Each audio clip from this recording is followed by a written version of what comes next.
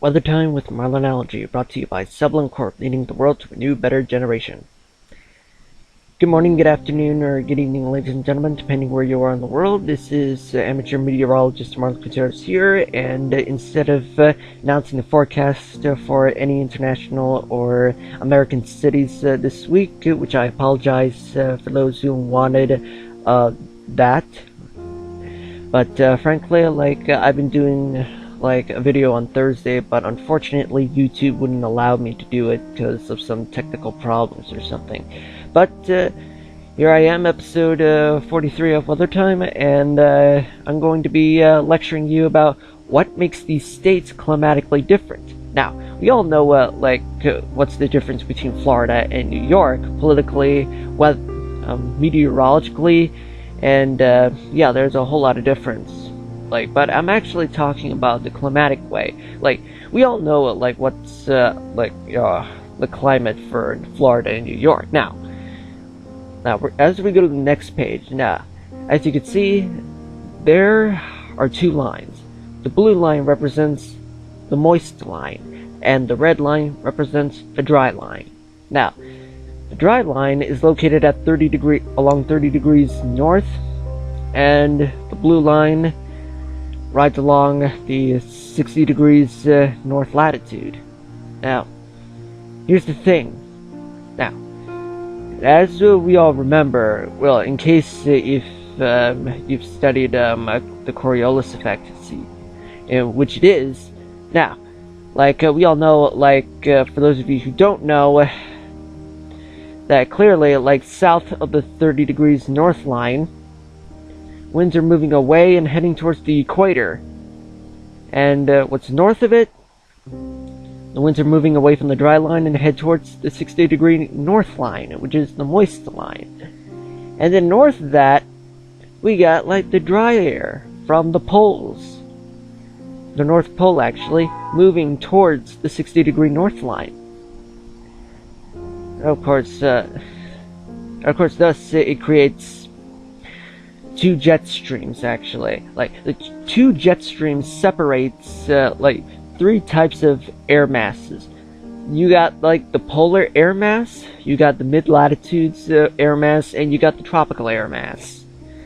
So there you go. You got the polar jet stream, which is the blue line, and the red line meaning the subtropical jet stream. Now, since at this time we're actually passing through the polar jet stream and expected to pass the subtropical jet stream sometime later this spring, for those of you who are living in New York right now. Yeah, you'll definitely feel the warm weather coming. Now, let's talk about the differences now between Florida and New York. Now, here's a picture of Florida, and as you can see, the elevation for the state.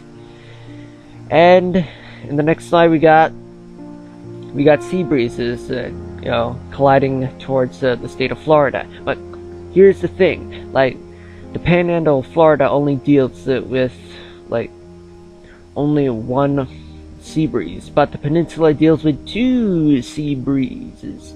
Yeah, that's right, two sea breezes. That's right. In the summertime, what happens is that it's warm. Well, it's just warm outside. It's morning, and clearly it's a little cool, but that doesn't mean that it's just going to be okay throughout the entire day. So clearly, here's the thing: the sea breeze kicks up, evaporation begins from the Gulf of Mexico and the Atlantic.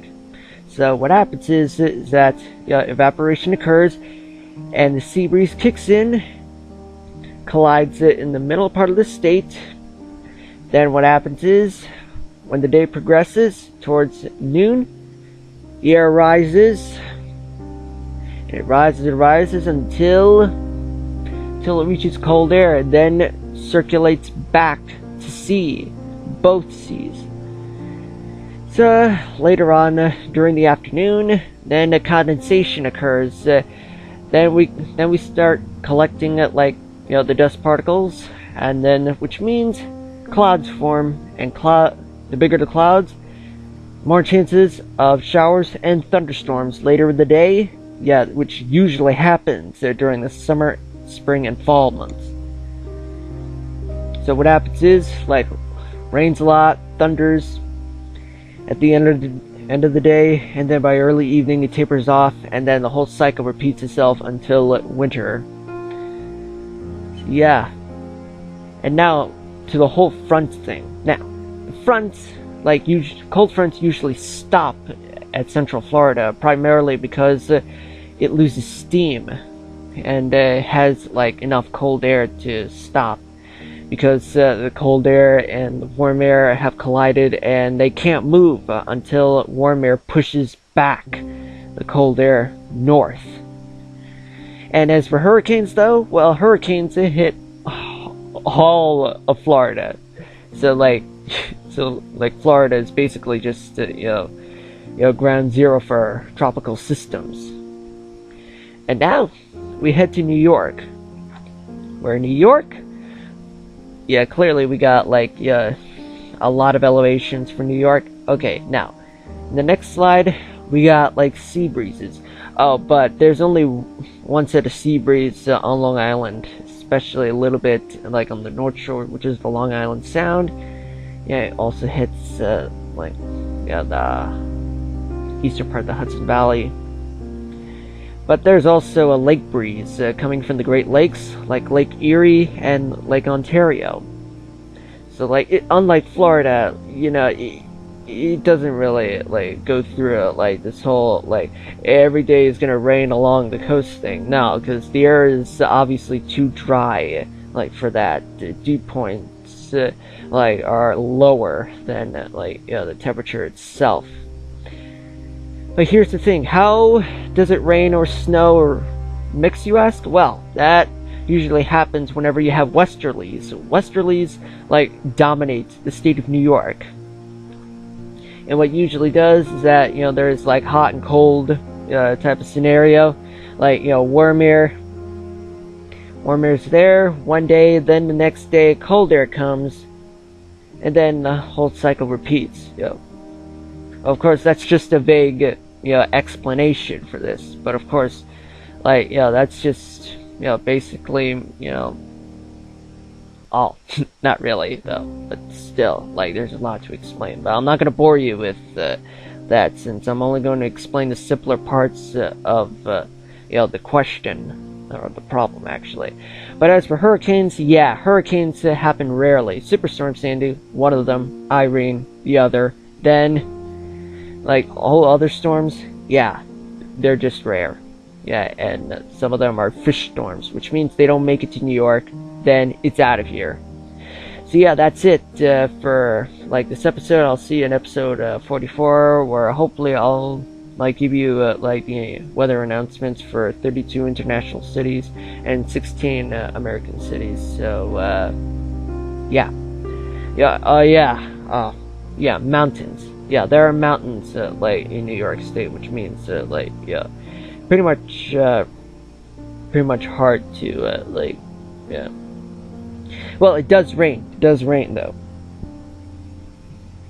But the thing is, sometimes rain can dissipate. Depending where you are. I mean, it's scattered. It's scattered.